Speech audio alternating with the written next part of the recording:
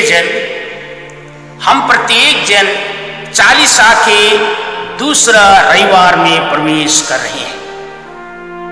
साम संगीत अध्याय 8 पद संख्या 5 कहता है, ईश्वर ने मनुष्य को स्वर्गदूतों से कुछ ही छोटा बनाया, उसे महिमा और सम्मान का मुकुट पहनाया। इसके विपरीत ईश्वर ने लूसीफर शैतान से उसकी अवज्ञा के कारण महिमा और सम्मान का मुकुट छीन लिया।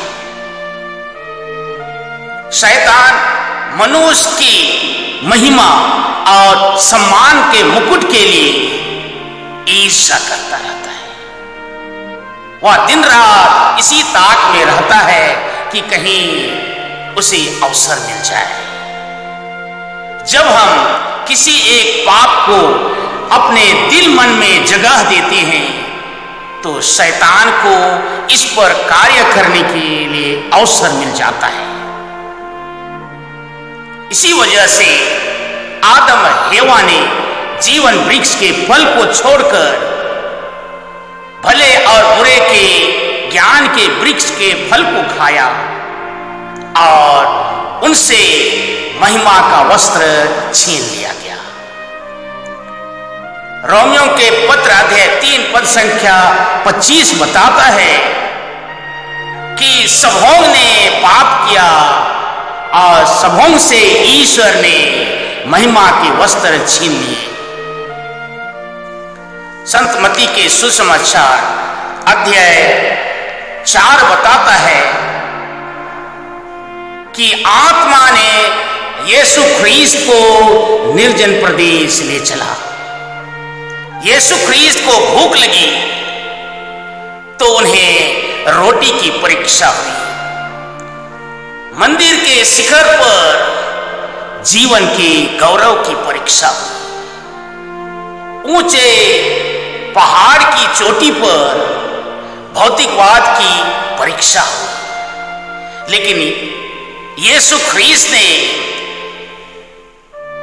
सभी परीक्षाओं को धर्म ग्रंथ के माध्यम से शैतान को जीत लिया। संत मत्ती के सुसमाचार अध्याय 17 पद संख्या 21 में यीशु ख्रीस्त ने अपने शिष्यों से कहा, उपवास और प्रार्थना के सिवाय किसी और उपाय से अबदूत के इस जाति को नहीं निकाला जा सकता है।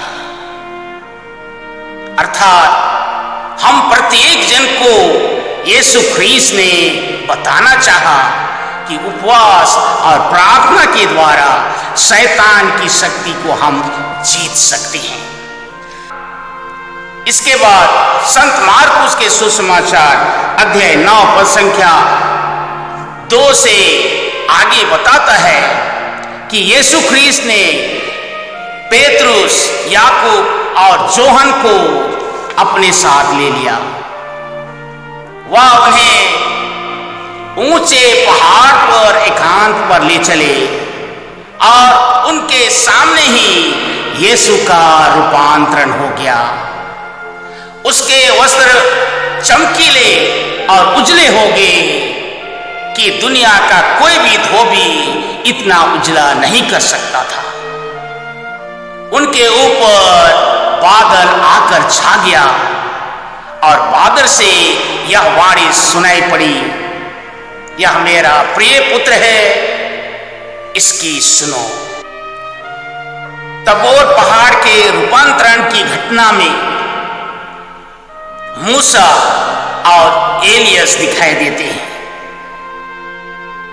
हम याद करते हैं कि सिनाई पर्वत पर ईश्वर ने मूसा के हाथों में 10 आज्ञा की पाटी दी थी। एलियस नबी सभी नबियों का प्रतिनिधित्व कर रहे हैं और यहां पर मूसा और एलियस के साथ यीशु ख्रीस्त के पवित्र दुख भोग, क्रूस मरण और पुनरुत्थान की चर्चा कर रहे हैं, क्योंकि यीशु ख्रीस्त ने अपने शिष्यों को संत मत्ती के सुसमाचार अध्याय 16 पद संख्या 21 में कहा था, मुझे यरूशलेम जाना होगा, यहूदी नेताओं, महायाजकों और शास्त्रियों के हाथों दुख उठाना, मार डाला जाना और तीसरे दिन जी उठना होगा। अर्थात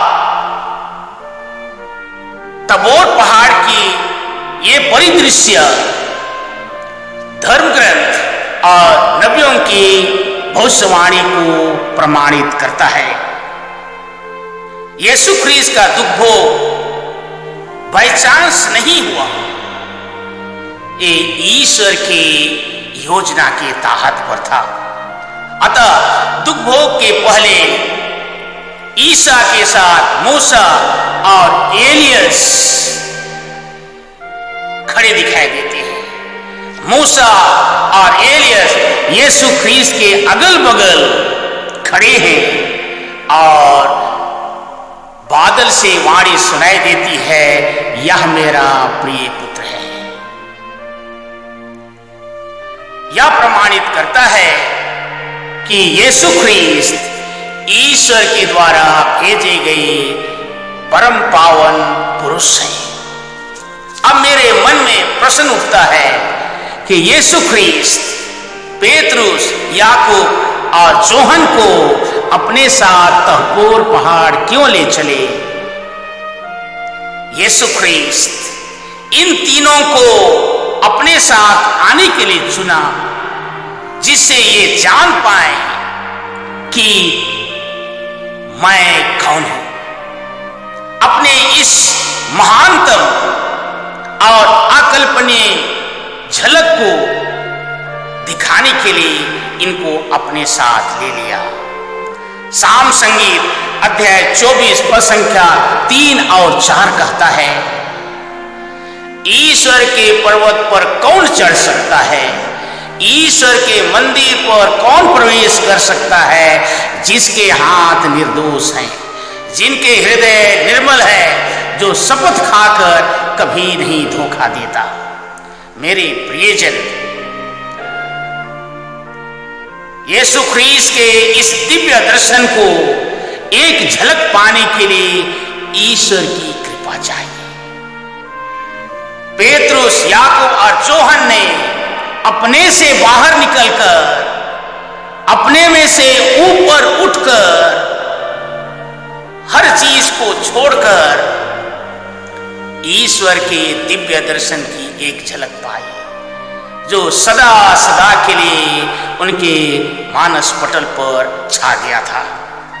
अतः हम प्रत्येक जन को ईश्वर चाहता है कि हम भी उनके पीछे आएं। शैतान को प्रार्थना और उपवास के साथ जीतते हुए ईश्वर के दिव्य दर्शन की ओर आगे बढ़ रहे हैं। हम पुनरुत्थान की महिमा को प्राप्त करने की तैयारी कर रहे हैं। ईश्वर आपको और मुझे आशीर्वाद दे। आमीन।